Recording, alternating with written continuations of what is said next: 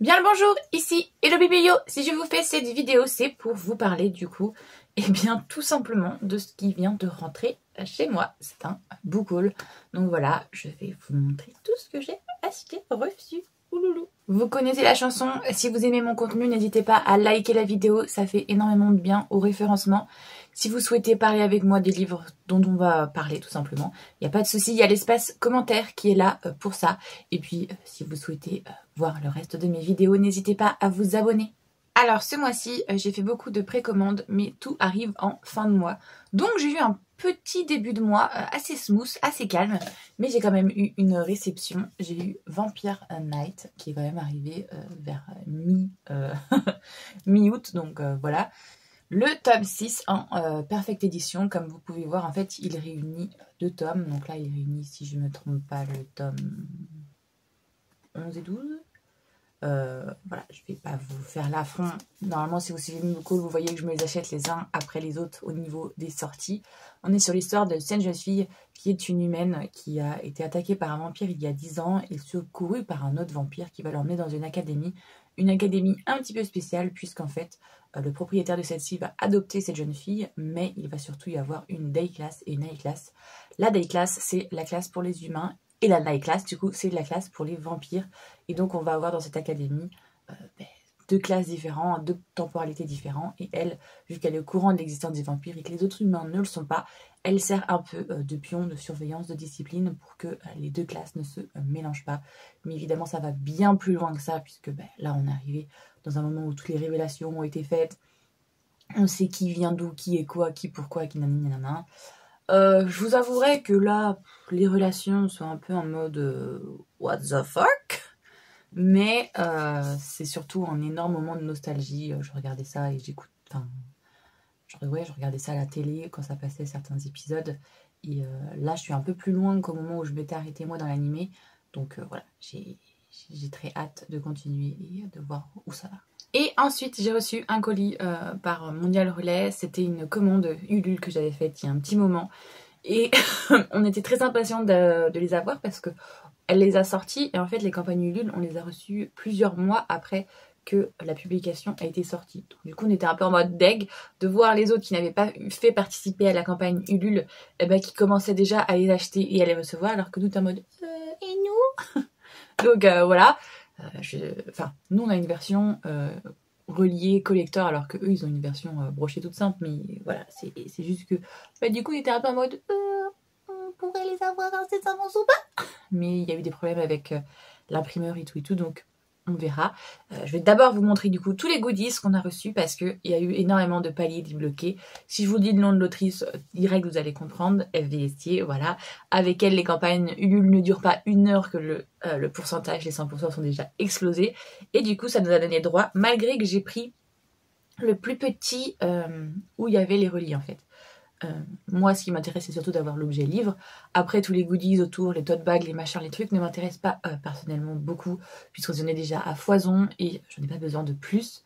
Mais du coup, je m'attendais à ne pas recevoir beaucoup de goodies, vu que j'avais demandé, je crois que c'est le pack à 55 €, où on a juste les 2 reliés et c'était tout. Et en fait, si, on a eu plein de goodies, donc je vais vous montrer ça tout de suite. Alors, déjà, on commence avec des petits marque-pages. Bon, là, ils sont un peu machinés parce que voilà, je les avais mis dans la petite boîte qui nous a été offerte. En fait, on a eu un petit kit avec cette petite boîte à monter. Vous voyez, on a les noms des protagonistes. Donc, du coup, hop, moi, ce que je me suis amusée à faire, c'est qu'une fois que je l'ai monté, j'ai mis la plupart des goodies dedans. Comme ça, je ne les perdais pas avant de faire la vidéo. On a du coup une petite magnette comme ça.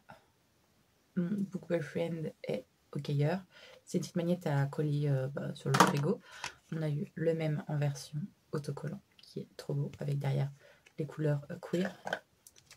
On a eu un petit ça. Alors ça, j'imagine que c'est imitation parce que c'est en mousse. Donc c'est pas vrai comme un vrai palais. Et les vrais palais, il me semble que c'est dur pour le hockey. Donc ça, j'imagine que c'est le logo de l'équipe de hockey dans laquelle les garçons sont. On a eu aussi un petit sticker Team Cake. 2 petits pins, je ne sais pas si vous allez le voir, à l'effigie des protagonistes. On a eu plein de choses aussi là-dedans que je vais aussi de vous montrer. J'espère qu'après, je pourrai bien les ranger, parce que là, j'avais réussi à tout mettre bien. Donc là, on a des stickers à l'effigie de chacun des protagonistes. On a une illustration où ils sont tous réunis. Et on a encore une fois une image avec chacun des protagonistes. Mais c'est pas tout, parce qu'il y a aussi, que je n'avais pas vu au départ, je ne sais pas où les ai mis. Oh non, il faut que je les retrouve. Ah, on a aussi des marque-pages cette fois-ci. Tac, tac. C'est pas ça que je voulais, moi. Ah, là. On a des petits overlays. Alors, je vais vous les montrer un par un parce que voilà. Donc là, dans la voiture. Là, vous voyez la scène olé olé. Et puis là, une scène un peu plus banale, un peu plus tranquillou bilou. Mais surtout, pourquoi on a fait cette campagne Ulule? C'est pour ces beautés. Attendez, je vais vous les montrer une à une. Donc, du coup, on a The Renegade Prince. Voilà, comme ça. Voilà pourquoi on est hyper contente. Et c'est surtout, parce que franchement, on va se l'avouer, les objets livres que fait FVC sont juste une dinguerie. Voilà. Déjà, en dessous de la jaquette, on a ça. Donc, comme je vous ai montré. Hop. On a ça.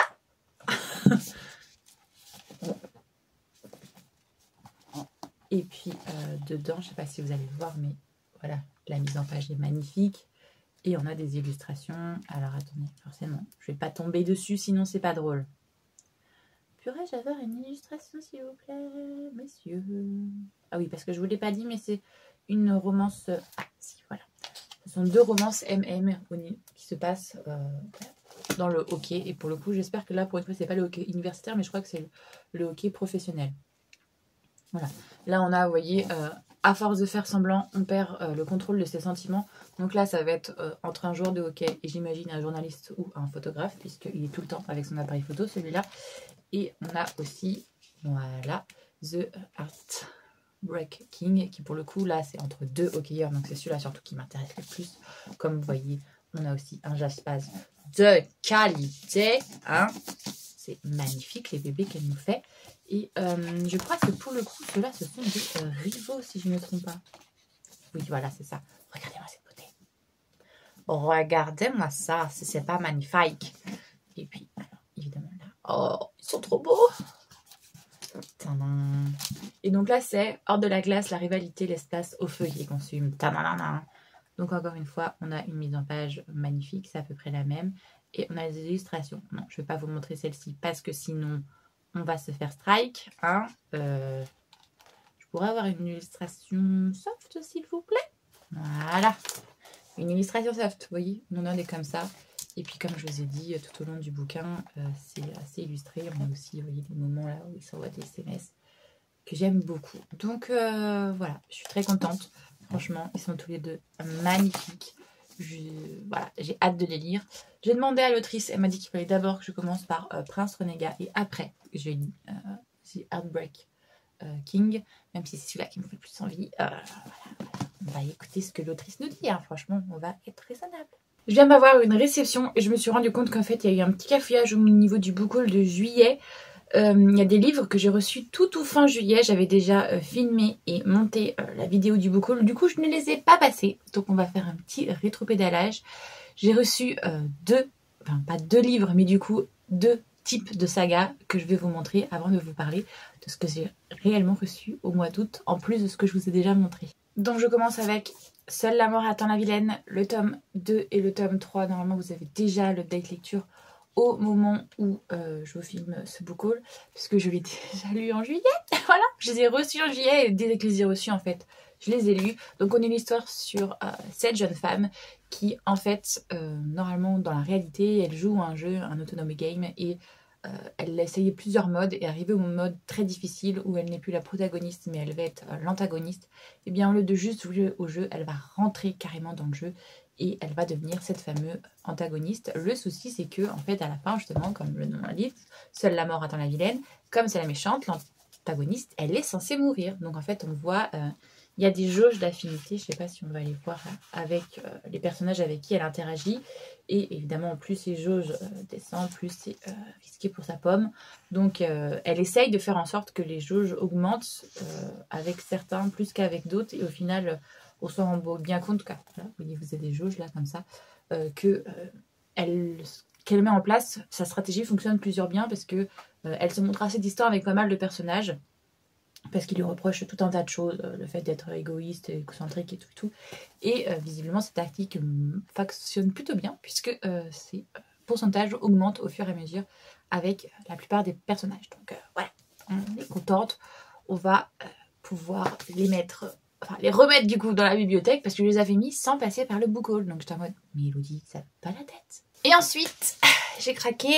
Sur Vinted, j'ai trouvé toute cette saga à pas très cher. Donc le tome 1, le tome 2, le tome 3, le tome 4 et le tome 5 de Thunder Heart. Désolée pour ma prononciation. On est sur l'histoire de cette jeune fille qui lit un livre où en fait il y a un personnage, un protagoniste qui a une malédiction et il va déclarer sa flamme à sa donzelle, à sa favorite si vous préférez, mais celle-ci va très clairement lui balancer la gueule que non, c'est pas lui qu'elle préfère, c'est un autre, et donc à partir de ce moment-là il va devenir le méchant de l'histoire, il va devenir l'antagoniste, alors que la fille a passé toute sa lecture sur vraiment son ressenti à lui et tout, et quand elle comprend qu'il va devenir le méchant, ça l'énerve parce que voilà. Et évidemment, comme la plupart des webtoons, elle va être réincarnée dans ce roman, sauf qu'au lieu d'être n'importe qui, elle va devenir une des servantes du manoir où vit cet antagoniste quand il est enfant. Et donc du coup, au lieu de se comporter avec lui de manière détestable, comme beaucoup le font, puisqu'il est maudit, eh bien elle va être très aimante avec lui, elle va toujours l'encourager, toujours le soutenir, et donc petit à petit, une relation va se faire, il va grandir et tomber littéralement amoureux d'elle, et voilà, on voit du coup tous les tenants et les aboutissants, parce qu'elle est un peu plus vieille que lui du coup, elle l'a élevé quand il était gamin, et il y a aussi une différence de classe, parce qu'elle c'est une servante, et lui c'est un jeune noble, donc voilà. J'en suis au tome 5 et je me rends compte qu'il n'y a que le tome 6 pour finir la saga, donc il faudrait que je l'achète. Sûrement au mois de août ou au mois de septembre, je pense que ça va pas traîner. Parce que je veux la fin. Même si, malheureusement, la couverture du tome 6 spoil littéralement la fin, puisqu'on voit comment ça finit, quoi. Donc voilà, j'ai pas trop de suspense sur comment ça se finit, mais pas grave, j'ai quand même envie de le lire. Donc voilà les 7 titres que j'ai, enfin pas titres, mais les 7 du coup articles que j'ai reçus au mois de juillet, mais que j'avais oublié de vous en parler. Du coup, maintenant au mois d'août, j'ai reçu la suite. Donc voilà, j'ai reçu celle à la mort attend la vilaine, le tome 4 et le tome 5. Et comme vous voyez, à peine reçu. Là, je viens juste d'aller le chercher au livreur. Je le commence déjà. Et je pense que, incessamment sous peu, je vais le finir dans la journée parce que je veux savoir la suite. On adore cette histoire. Là, en plus, on commence à avoir justement des interactions qui font qu'elle perd un petit peu d'affinité avec certains des personnages pour mieux en récupérer avec d'autres et tout et tout. Donc, on va voir comment ça se passe, on a hâte. Surtout que là, donc, du coup, j'ai le tome 4 et le tome 5, et je sais que le tome 6 n'est apparaître qu'en décembre de fin d'année. Il va falloir que j'attende un petit peu, mais bon, c'est pas grave. Je vais quand même me précipiter dessus. Je vous reprends pour vous parler de la suite, du coup, de ce que j'ai reçu. Je suis tombée dans un jeu de harem inversé. On est sur un webtoon très clairement où on est sur cette jeune femme qui est tombée dans un jeu de séduction. Sauf qu'en fait, au lieu d'être la protagoniste, elle est l'antagoniste, elle est la méchante de l'histoire. Et en plus de ça, le petit truc qui se rajoute, c'est que c'est pas elle qui décide des événements. En fait, on découvre assez vite qu'elles sont deux à être entrées dans le jeu sans s'en rendre compte. Il y a une fille qui est rentrée en tant que la protagoniste et on a une fille qui est rentrée en tant que l'antagoniste.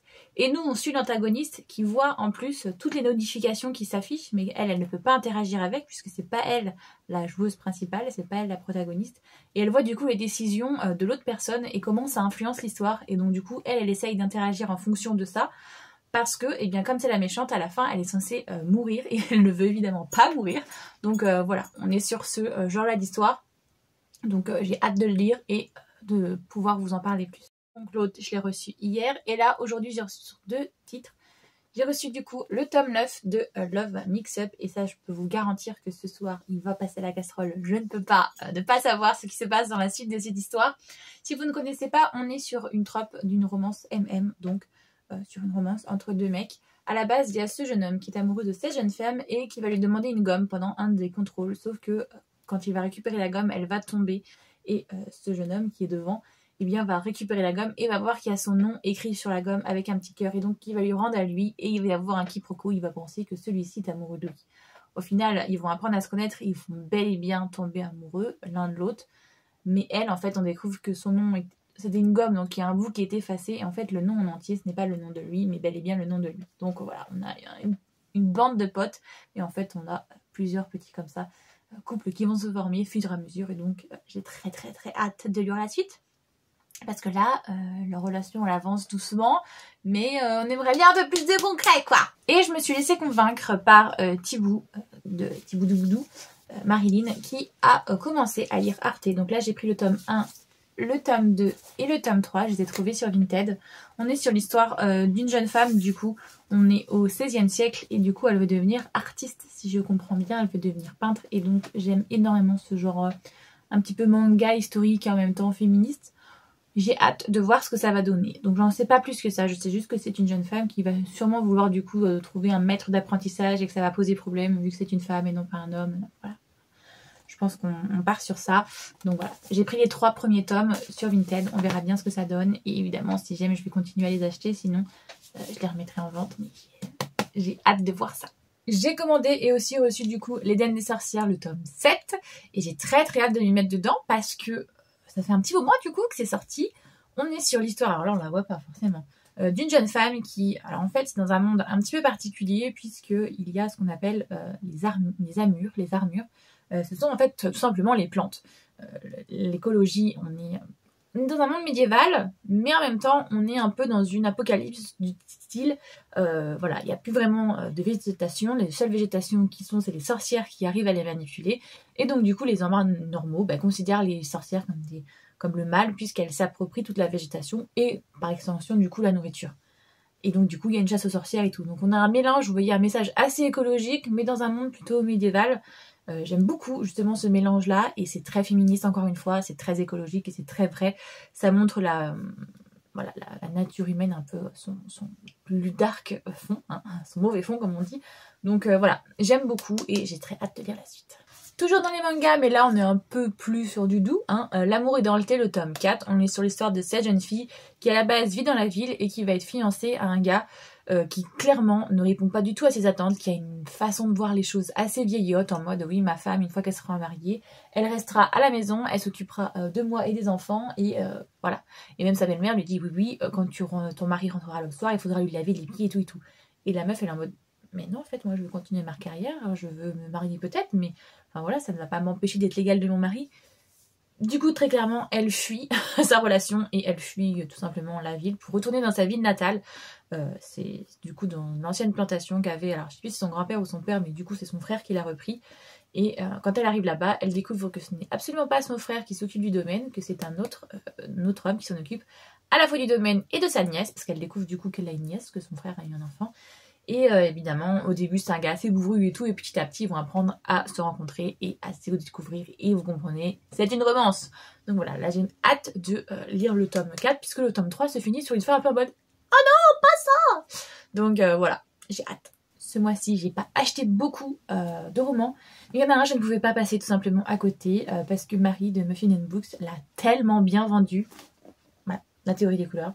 Elle en a vachement parlé et avant qu'il ne sorte en français, je m'étais dit putain, celui-là quand il sortira, il a l'air quand même pas mal. Et quand j'ai vu qu'il, ça y est, il le traduisait en français, j'étais en mode ouh. On est sur l'histoire du coup de cette jeune femme qui est stagiaire dans une entreprise que sa sœur a montée, qui vend des vernis à ongles, et elle, eh bien, elle est stagiaire, mais c'est surtout qu'elle a un trouble du comportement, elle a un TDAH, donc elle est hyperactive. Et à l'inverse, l'autre stagiaire qui est là, et qui est ici, c'est un jeune homme qui est très bon en photographie et tout ça, mais qui lui a un autre trouble, du coup il est sur le spectre de l'autisme. Et comment ces deux personnalités très différentes pour le coup, avec leurs propres problèmes, leurs propres normes qui ne sont pas les mêmes qu'une autre, vont réussir ou pas à sympathiser, parce que du coup lui il a plutôt tendance à être introverti et elle je pense qu'elle va plutôt être extravertie. Donc voilà, j'ai hâte de voir, parce que c'est une romance, et donc j'ai hâte de voir comment leur relation va se créer, va se tisser.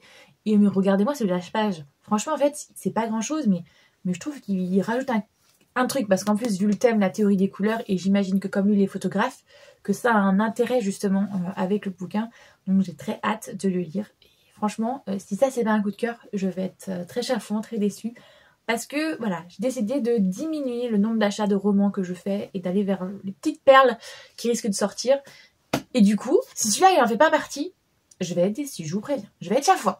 J'étais obligée de le placer, désolé les gens, mais voilà, autre achat que j'ai fait et qui n'est pas non négligeable. Oh ouais, j'étais obligée de le placer les gars. Donc voilà, il va y avoir mon nouveau livre qui va sortir, que j'ai fait à 4 mains avec Cynthia. Et il sort du coup au mois de septembre. Mais là, j'ai acheté la version exemplaire justement pour voir ce que ça donne, s'il n'y a pas des défauts d'impression, nanana. Et voilà, je suis très très contente de l'avoir entre les mains et de voir là, cette année se concrétiser ce projet. Donc on avait fait... Si vous suivez sur ma chaîne, on a fait une campagne Ulule pour pouvoir voir que ce projet voit le jour. Et j'ai hâte du coup qu'il soit en vente. Ça y est, là, je me suis battue avec KDP, Amazon et tout. Normalement, il est disponible en précommande. Donc si vous souhaitez le retrouver, il n'y aura pas de souci. Je vous mettrai le lien en barre d'informations pour l'acheter. Donc je vais quand même vous faire le petit speech.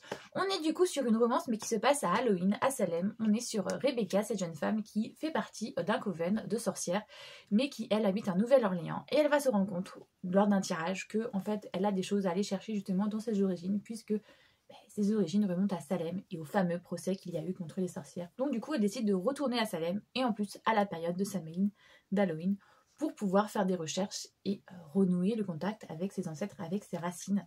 Et à contrario, on a Elijah, qui lui est un jeune homme qui vit à Salem depuis des années, mais qui déteste tout ce folklore, justement, tout ce qui est Halloween, les fantômes, les sorcières, les nanani nanana. Et cette Sunshine et ce Grumpy vont se rencontrer, et ça va faire forcément des étincelles entre les deux. Entre la sorcière et le sceptique, on adore. Donc voilà, j'espère que je vous l'ai bien vendu. Et puis là, vous voyez un petit Willow. C'est de la chienne d'Elijah. Voilà, je suis très contente. Ce projet voit enfin le jour. Et j'ai très hâte d'avoir vos retours, que vous nous disiez si ça vous plaît, si ça vous plaît pas, ce qu'il y aurait à améliorer ou pas. Et puis voilà, après, il y aura le tome 2 et le tome 3 à sortir sur des personnages que vous rencontrerez dans le bouquin. Voilà, qui pour le coup seront plus sur eh bien, le tome 2, ça sera sur Noël, et le tome 3, ça sera sur la Saint-Valentin. Donc voilà, on continue. Et du coup, je suis très contente. Et vous allez le voir maintenant dans une vidéo. Je vais sûrement le mettre par là, pour que vous le voyez bien. Bon, là, vous ne le voyez pas bien à cause du bandeau. Cet exemplaire n'est pas destiné à la vente, mais c'est pas grave. Au moins, vous voyez la beauté qu'on a fait. On est content. Sur cette bonne parole, j'espère que cette vidéo vous a plu tout simplement. Comme d'habitude, si vous souhaitez soutenir la chaîne, n'hésitez pas à liker la vidéo. Ça aide énormément pour le référencement. Si vous souhaitez parler avec moi des livres dont je vous ai parlé, il n'y a pas de souci. Il y a l'espace commentaire qui est là pour ça. Et puis si vous souhaitez voir le reste de mes vidéos, n'hésitez pas à vous abonner. Moi, j'espère que tout va bien pour vous, que vous faites de bonnes lectures. Et je vous fais tout plein de gros bisous.